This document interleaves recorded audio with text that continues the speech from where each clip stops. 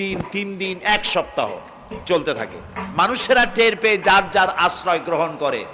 উট তো মরুভূমিতে চড়ে বেড়ায়, সে এইটাকে পালাবে কোথায়? সে বাঁচবে কি করে মরুঝড়ের মধ্যে? বালির ঝড়, বৃষ্টির মতো বালি পড়ে গাড়ি ডুবে যায়, পাহাড় ডুবে যায়, এই অবস্থা হয়ে যায়। উট বাঁচবে কি করে?